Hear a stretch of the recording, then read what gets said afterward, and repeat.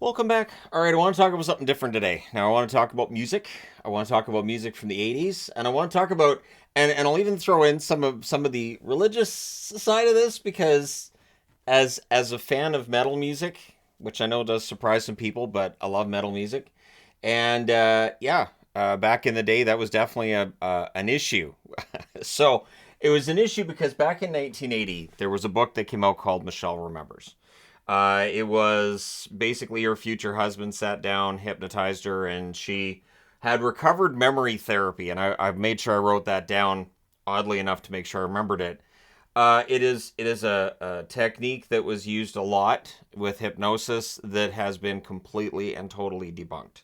It is not a valid form. You can, and it's been proven that you can plant a memory in somebody's mind that your mind will fill. So if you're under hypnosis and somebody says, "Hey, what happened on May 10th, 1987?" And if you were born then, which a lot of people watching this wouldn't be, but your brain will populate it with a memory, right? It'll be like, "Oh, that was the day that," and it'll make stuff up. And then if that memory is thrown in there enough, eventually you'll think it happened. There was a show I want to say it was on CBC where they put people under and they told them a story about how they were lost at the mall. Their mother found them. There's nothing traumatic with this other than they were lost. They were without their mother, and then their mother found them.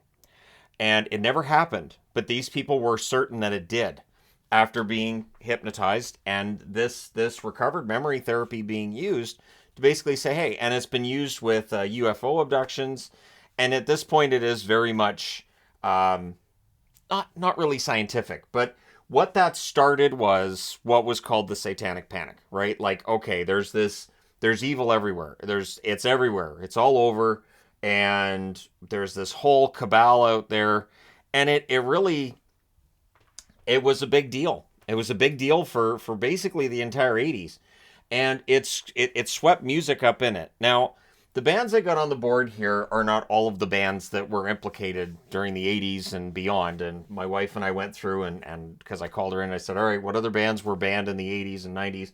Which other ones were talked about? And then there's also this section here I'll talk about as well.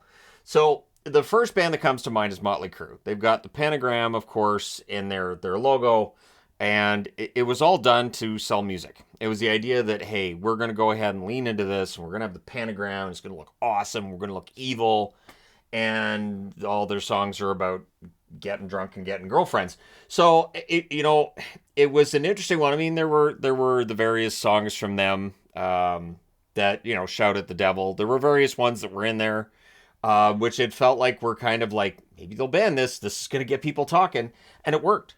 It absolutely worked. I remember when Shout at the Devil came out, and there were people like, the devil's in the title. Yeah, they're not really hiding it. But what also came about then was the idea of subliminal messages in music, backwards messages. There are certain songs that apparently have backwards messages in them, but there were accusations against Judas Priest that were absolutely disproven. And they weren't the masters. They weren't there. If you play music backwards, you might hear a word here and there, but it's not easy to get that in there. So, at any rate, Judas Priest was one that absolutely stood out, and there was the also the controversy at the time too of teen suicide and what's causing this, right? And so music was one of those things like, hey, my kids listen to this music. This music was at the center of this. And the idea being that, that made them depressed and caused them to do something really horrific, right? So that was out there. And then Ozzy Osbourne was part of this too. There's a song Suicide Solution. I have no idea how long this video is going to be monetized. I'm thinking maybe 10 minutes. But anyways, Ozzy Osbourne, his music obviously, now is considered to be really mainstream. You hear, how many times have you heard Crazy Train today? And if you say I haven't, then you haven't watched TV or listened to any music, because Crazy Train, I think, is played every 10 seconds on a sporting event. And I mean, understandable. It's got one of the best riffs in history. Alice Cooper was swept up in this too. Alice Cooper's evil, da da da da. And now, of course, he golfs, and he's golfed a lot, and he hangs out with people that you wouldn't expect a evil metal singer to hang out. Oh, and the devil horns. I'll come back to the devil horns. So, Also, Led Zeppelin was grandfathered in because Led Zeppelin, as big as they were in the 70s, yeah, in the 80s, they had a renaissance too, where people were really listening to Zeppelin. So we had to go back and find whatever backtracking was in Stairway to Heaven. Even though the actual lyrics played forward in Stairway to Heaven have all this double meaning to it. Anyways, you don't really need to play it backwards, but okay, sure. Yeah, we'll play it backwards. That's one of my favorite things is when you play some of the songs forwards, the message is kind of a little dodgy to begin with, but sure, we'll play it backwards and see what else is in there. Which is weird, right? Well, I know forwards it's evil, but the fact backwards it's evil, I just think that's unacceptable. Scorpions. Scorpions, it was more for the videos. And Rock You Like a Hurricane, there was a lot of controversy at the time over the depiction of women in the video, which I remember being, and I mean, I could have thrown Lee Aaron on the board for the song Metal Queen, but that video's classic. That song's a classic. I loved Lee Aaron. One of my first crushes in music. To this day, I think she's fantastic. I think she's beautiful. And so Lee Aaron's not on the board. There's just that. Kiss. Remember Kiss? Knights in Satan's Service? Yeah, that was always the that's what it stands for. And of course Wasp, which in defense of those that look for meaning, yeah, Wasp has a couple of meanings and they're fine with both. Blackie Lawless was fine with either one. Because again, a lot of these bands this is what's selling, this is what's gonna make us some money. So sure, attach whatever evil message you want, because then the kids are gonna find out through their parents or through whoever on TV, this music's evil, don't you dare buy it. And kids are like, let's go get it. I remember when Tipper Gore, she insisted on having those explicit lyrics, tags on anything that had the F word in it. And what it did was it told kids, these are the albums you should buy. So, it backfired. The parental content warning, it absolutely backfired. It was the central point. It was the selling point for bands that had it. Of course, AC/DC, I heard Antichrist, Devil's Child, and various other meanings of it. Nah. But again, AC/DC's music, you don't have to play anything backwards. You just listen to the lyrics, and there's double meanings through every single AC/DC song ever. All right, guys, I wrote a song about women. Yeah, we know. All of our songs are about women. Are we going to have anything else? I have a Christmas song. What is it? Mistress for Christmas. Oh, dear Lord, I'm out of here. So, yeah, AC/DC was definitely in the midst of all this. Dio. So Black Sabbath, Ronnie James Dio. Now the Devil Horns that you still do, and of course this started with Dio. It's not meant to be devil horns. He saw, I think it was his grandmother that would do this, and it was a hex. It was a hex. And he thought that looked really cool, so he started doing that at concerts. He's like, yeah, that looks great. You know, it's the horns. And so people are, devil horns. But it was meant to be like I want to say Jewish curse. I think his grandmother was Jewish. But it was just one of those things that, he thought that was really cool and he did it. And other people like, yeah, that's cool. And we still do that now, right? And again, at the time, I remember in the 80s it being, you see this? That means they're worshiping the devil. Look at this concert. Everybody just, yeah, we're throwing up the horns, man. So, I know Metallica's not on the board because I don't remember anything about banning Metallica or anything. I don't remember anyways. That being said, there are certain songs of Metallica's. Fade to Black comes to mind as one that I could have seen parents looking down their nose at in the 80s. Def Leppard, it was more for, again, there was discussions of lyrics within songs that were very quiet. The End of Love Bites comes to mind, and I don't know if that's there or not. But anyways, if you listen to The End of Love Bites, and if you crank it up, there are a few words in there that may or may not be what are reported. But again, if it is or if it isn't, it's still in there because that sells records, right? Records being what CDs became, and of course, now they're just tracks on your Spotify. But Def Leppard was caught up in this also for their suggestive lyrics, and I'll get to that as well. Because it's all under the same umbrella. It's we need to make sure the kids don't hear this, right? I was 10 when somebody found a whole batch of Playboys in the woods near the high school or the elementary school and brought them to school, and all the kids were looking at them. So anyways, but yeah, it was the song lyrics that we had to be concerned with.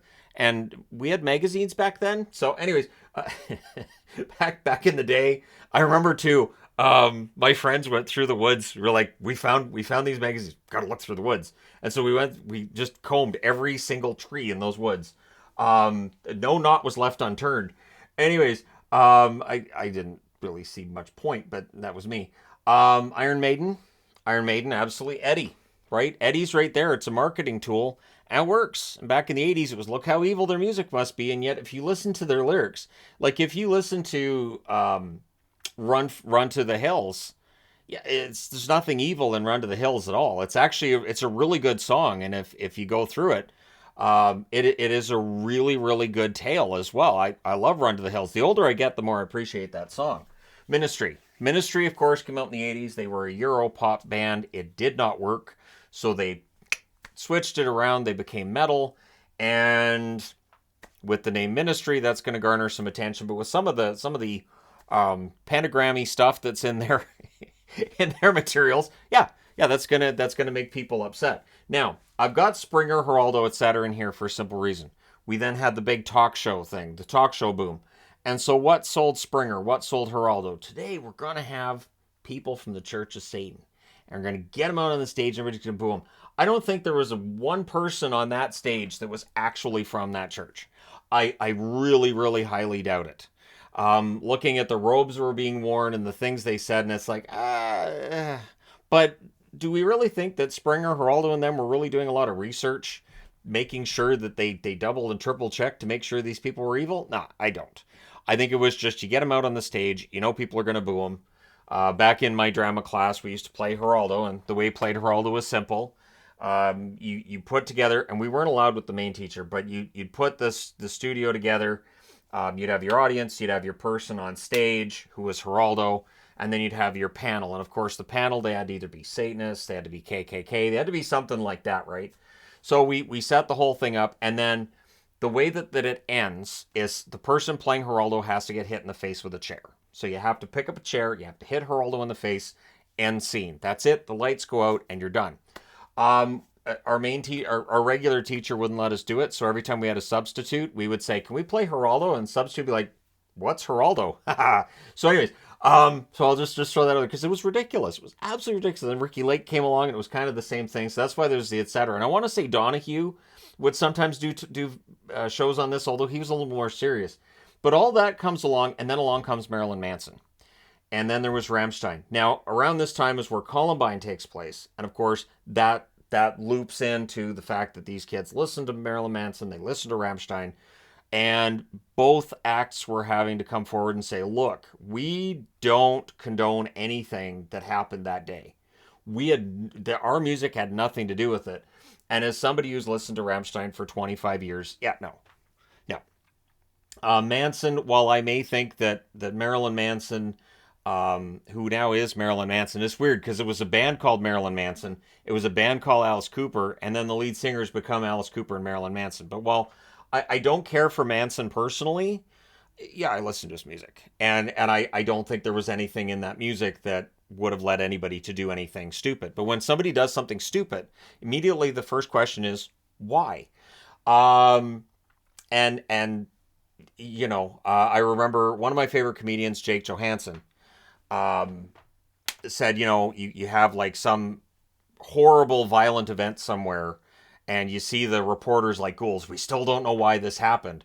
And he said, because they're a bleeping nut. And he said, and then they bring in an expert, and it turns out I'm right. And that's the reality. They're just nuts. So Slipknot, of course, there's been controversies with Slipknot over the years, but it doesn't feel like music gets the same attention that it did before. Tool, Yvonne remembers going to a Tool concert where there were people picketing. The only thing missing from that was, I swear Maynard would have picketed it as well. I really could see Maynard picketing the same way that Kevin Smith picketed Dogma himself. He just shows up, there's picketers, he's like, all right, I'll picket the movie. This is great. This is free advertising. This is free. That's all you're giving them is free advertising. Every time I would hear, this music's evil. Really? Huh. I never listened to that before. Huh. Well, that's interesting. And I remember with movies too, my mother would be like, yeah, you can't watch that movie. I've heard that movie's just, there's so much violence in it. Oh, all right, well, can I go over to Jason's? Because Jason's mother didn't have any kind of rule like that, so I go over to his place, and we'd rent a movie, and the next day I'd tell my mom, yeah, so I watched that movie. It was really evil. You were right. So, and wouldn't hide from her. I'd seen it because what's she going to do? Make me unsee it? Rage Against the Machine. Rage Against the Machine was very controversial, and honestly, I have to salute them for not backing down on their messaging either. They still have a lifetime ban from Saturday Night Live because during their performance they had the American flag upside down. They were told you can't do that, so they did it anyways. They had the flag up 20 seconds before their performance where they played Bulls on Parade. There are so many Rage songs that I like, and Rage is a band too that the older I get, the more I like their stuff.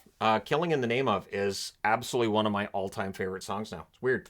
White Zombie slash Rob Zombie. What's interesting with this, of course, is that there's a video on the channel here of me having watched the Rob Zombie trilogy, right, and the Firefly trilogy. But anyways, yeah, it's interesting because he has spanned both music and movies when it comes to the evil side of things, right? I will say, having watched his movies, if that helps him channel that energy into movies, cool. It's fine. If that's something that your brain came up with, make sure that's in a movie, make sure that's in a book, make sure it's not going to happen for real. Now, the interesting thing to me is you have black metal and you have death metal. And during the 80s, you had bands who were saying these things out loud. Slayer comes to mind. But Slayer wasn't as mainstream.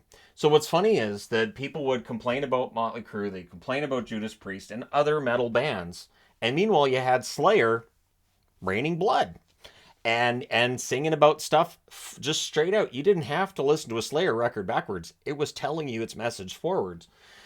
So, in the midst of all this, there was also the puritanical view of things. Like, well, if it's a song about fooling around, we really don't want kids to hear about it. My favorite part is when people don't realize what the song is about until it's already a hit. White Rabbit from Jessica Rabbit. No, White Rabbit from Jefferson Airplane. I almost said Jefferson Starship. I'm getting that old, but Jefferson Airplane is one of those examples where the song's already number one and they're like, the song's about what? How did you not know? But yeah, Relax is one example of that as well. The song was already a hit and then it was, oh, we got to ban that. We got to, oh no. And now you hear it everywhere. You hear it at every sporting event. Relax. Yeah, relax. Okay, cool. All right, no problem. Justify My Love by Madonna, which was geared to get banned. Madonna was really kind of the master of creating controversy. It really started with, I want to say it started with Like a Prayer, but honestly it was before that. Like a Virgin was destined to cause people to furrow their brows and like a what? What is she singing? That's just terrible. How can she sing that?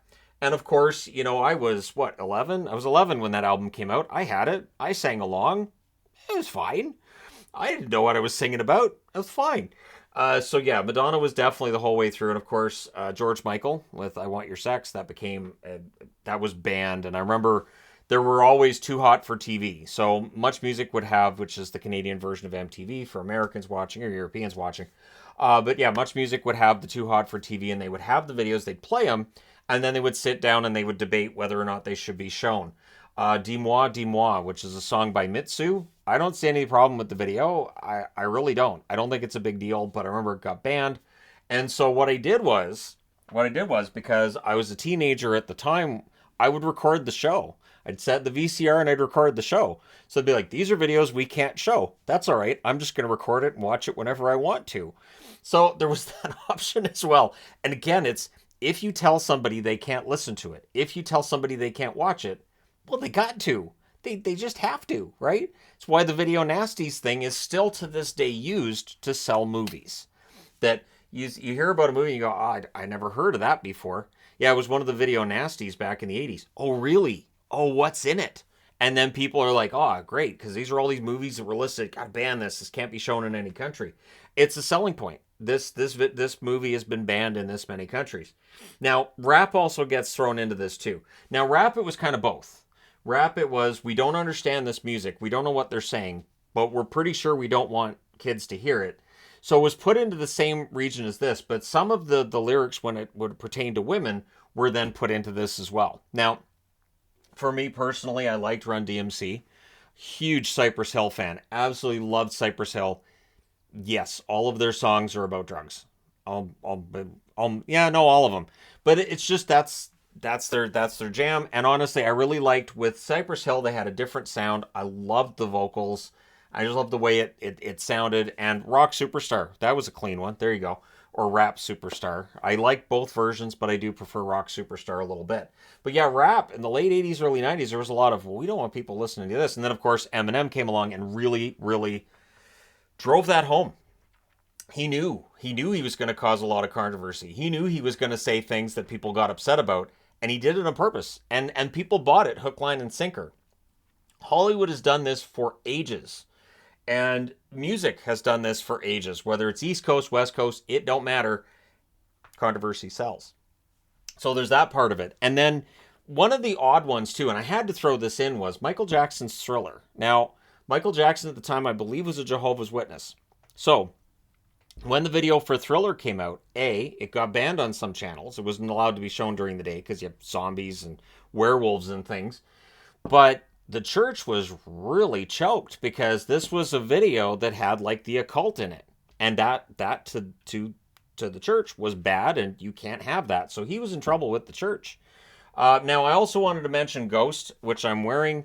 Ghost is a good example about how things have changed. So you've got the cross there. They do have upside down crosses. I've seen pentagrams related to Ghost before. When my wife and I went and saw Ghost in concert, this is actually the tour shirt, and that was almost 4 years ago. And there were little kids. There were little kids dressed up like Papa Emeritus, and it was fun. It was a fun concert. Tobias swears through the whole thing, and the lyrics are all, yeah, I mean, questionable, but it's part of their gimmick, right? It's part of Ghost gimmick is that this is what we sing about, and this is who we are. And now we have with black metal and death metal, especially some of the Norwegian death metal. I wouldn't mess with those guys. There's actually a whole series I watched on like global metal, I think it's called, or something along those lines. But yeah, it's a very fascinating series that looks at various kinds of metal. They also got into like new metal and, is Linkin Park metal? And thankfully the answer was yes by the end of that, because I always like Linkin Park. They're not on the board because as far as I know, there was never any controversy about Linkin Park. I don't remember anything about Linkin Park. And by the time you get into the 2000s, and especially once you get into the late 2000s, all of this had passed.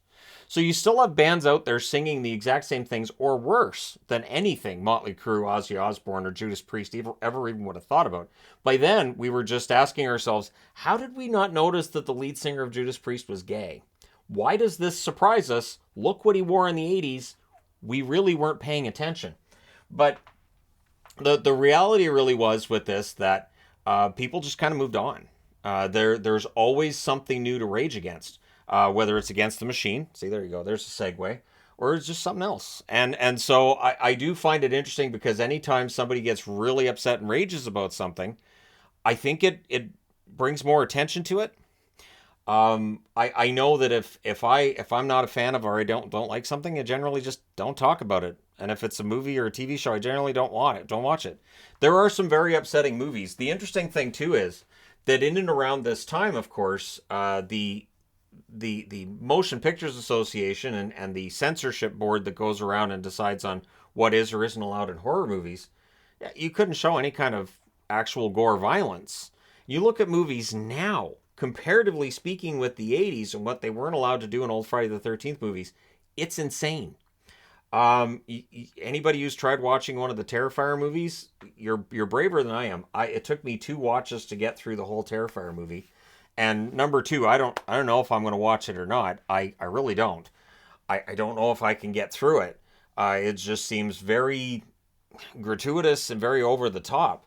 But considering that movie has an R rating and what wasn't allowed, or else you get an NC-17 in the 80s, yeah, things have changed.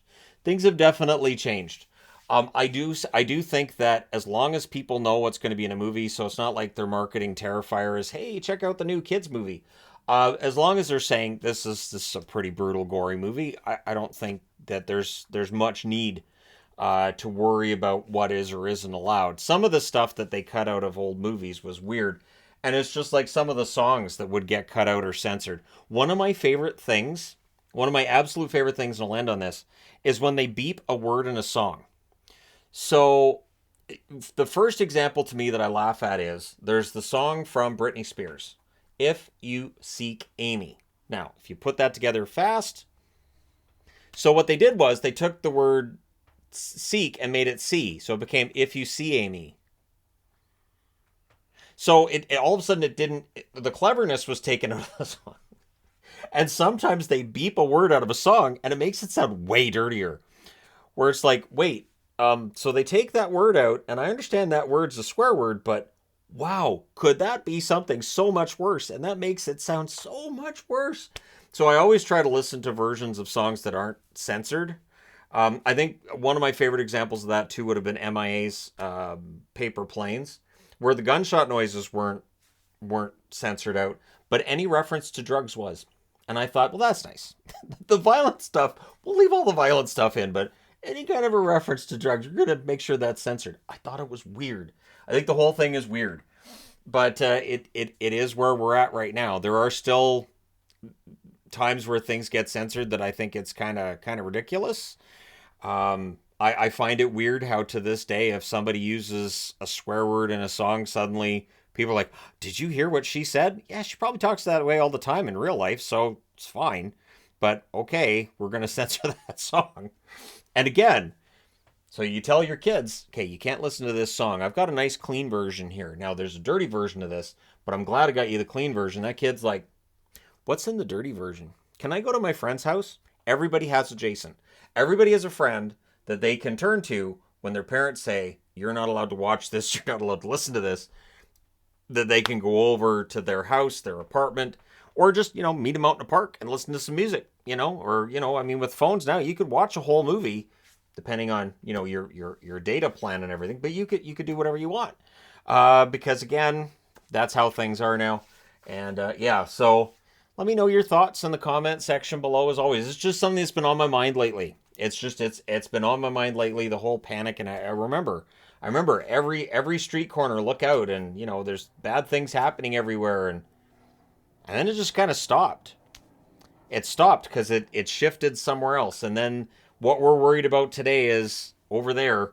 And Tipper Gore got her warning sticker on all the albums, which made them sell better. So I'm sure people are very thankful to Tipper Gore for that.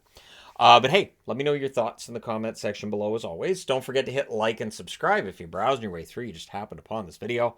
Thank you guys so much for watching, for all your support. I will talk to you again soon.